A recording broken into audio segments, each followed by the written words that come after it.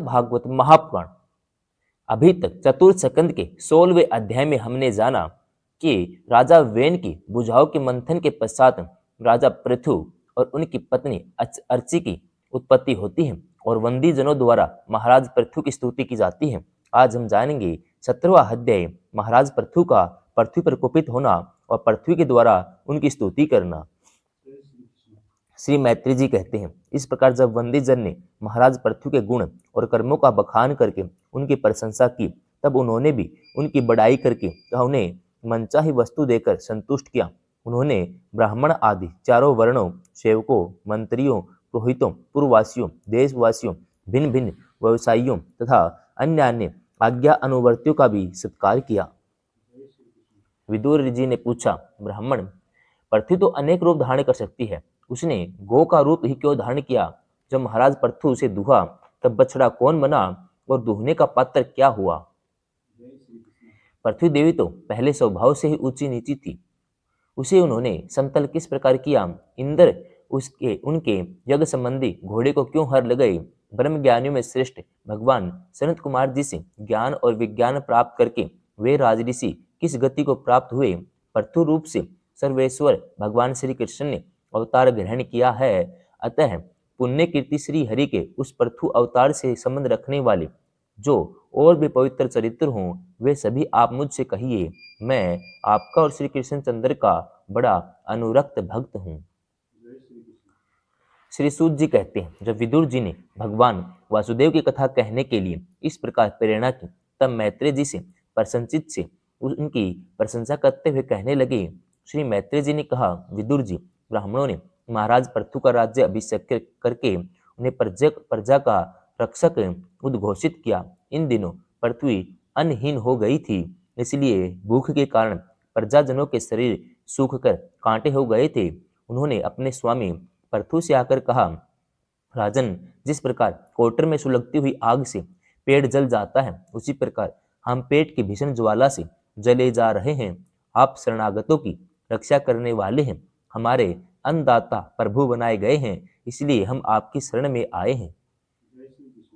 आप समस्त लोगों की रक्षा करने वाले हैं, आप ही हमारी जीविका के स्वामी हैं। अतः राज राजेश्वर, आप हम सुधा पीड़ितों को शीघ्र ही अन्न देने का प्रबंध कीजिए।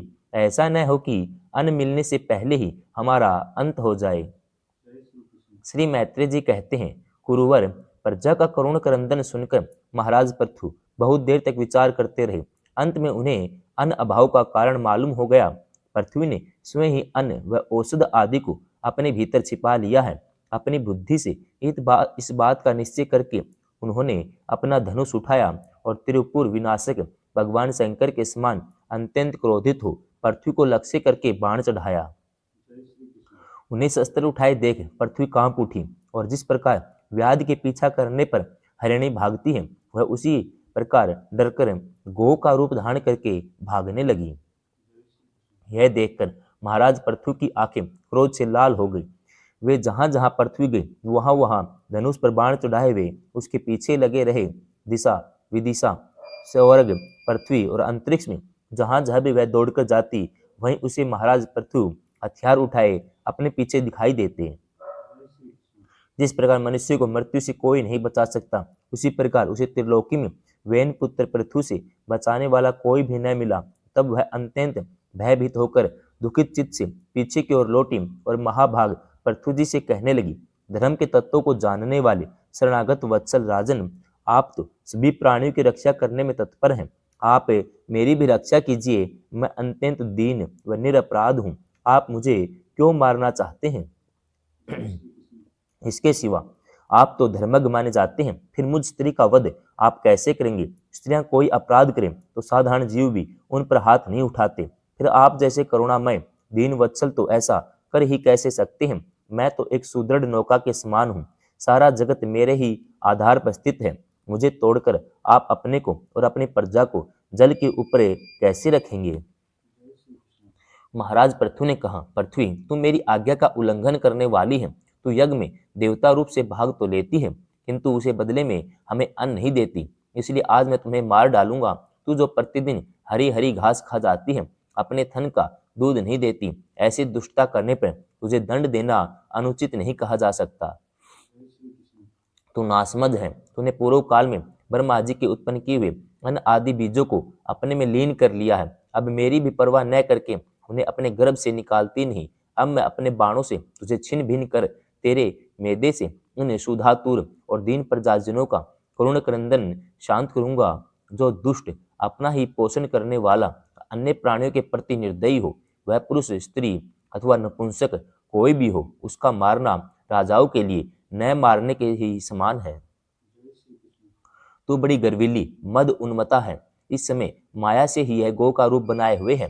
मैं बाणों से तेरे टुकड़े टुकड़े करके अपने योग बल से प्रजा को धारण करूंगा। इसमें महाराज पृथु काल की भांति क्रोधमयी मूर्ति धारण किए हुए थे। उनकी यह शब्द सुनकर धरती कांपने लगी। उसने अत्यंत विनीत भाव से हाथ जोड़कर कहा। पृथ्वी ने कहा, आप साक्षात परम पुरुष हैं। अपनी माया से अनेक प्रकार के शरीर धारण कर गुणमय जान पड़ते हैं। वास्तव में आत्म अनुभव के द्वारा आप अधिभूत आध्यात्म अधिदेव संबंधी अभिमान और उससे उत्पन्न हुए राग द्वेष से सर्वथा रहित हैं। मैं आपको बार बार नमस्कार करती हूँ। आप संपूर्ण जगत के विधाता, आपने ही यह त्रिगुणात्मक सृष्टि रची है, मुझे समस्त जीवों का आश्रय बनाया है। आप सर्वथा स्वतंत्र हैं। प्रभु, जब आप ही अस्त्र शस्त्र लेकर मुझे मारने को तैयार हो गए, तब मैं और किसकी शरण में जाऊं? कल्प के आरंभ में आपने अपने आश्रित रहने वाली अनिर्वचनीय माया से ही इस चराचर जगत की रचना की थी।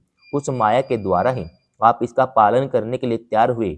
आप धर्मपरायण हैं, फिर भी मुझ गो रूप धारिणी को किस प्रकार मारना चाहते हैं? आप एक होकर भी मायावश अनेक रूप जान पड़ते हैं। आपने स्वयं ब्रह्मा को रचकर उनसे विश्व की रचना कराई है। आप साक्षात सर्वेश्वर हैं। आपकी लीलाओं को अजितेंद्रिय लोग कैसे जान सकते हैं? उनकी बुद्धि तो आपकी दुर्जय माया से विक्षिप्त हो रही है। आप ही पंचभूत इंद्रिय, उनके अधिष्ठात्री देवता, बुद्धि, अहंकार रूप अपनी शक्तियों के द्वारा क्रमशः जगत की उत्पत्ति, स्थिति और संहार करते हैं। भिन्न भिन्न कार्यों के लिए समय समय पर आपकी शक्तियों का आविर्भाव तिरोभाव हुआ करता है। आप साक्षात परम पुरुष और जगत विधाता हैं। आपको मेरा नमस्कार है। जन्मा प्रभु, आप ही अपने रचे हुए भूत, इंद्रिय, अंतःकरण रूप जगत की स्थिति के लिए आदि वराह रूप होकर मुझे रसातल से जल के बाहर लाए थे। एक प्रकार से तो मेरा उद्धार करके आपने धराधर नाम पाया था। आज वही आप वीर मूर्ति से जल के ऊपर नौका के समान स्थित मेरे ही आश्रय रहने वाली प्रजा की रक्षा करने के अभिप्राय से पहने पहने बाण चढ़ाकर दूध न देने के अपराध में मुझे मारना चाहते हैं। इस त्रिगुणात्मक सृष्टि की रचना करने वाली आपकी माया से मेरे जैसे साधारण जीवों के चित्त मोहग्रस्त हो रहे हैं। मुझ जैसे लोग तो आपके भक्तों की लीलाओं का भी आशय नहीं समझ सकते। फिर आपकी इसी क्रिया का उद्देश्य न समझे तो इसमें आश्चर्य ही क्या है? अतः जो इंद्रिय संयम आदि के द्वारा विरोचित यज्ञ का विस्तार करते हैं, ऐसे आपको भक्तों को भी नमस्कार है। 17वां अध्याय समाप्तम।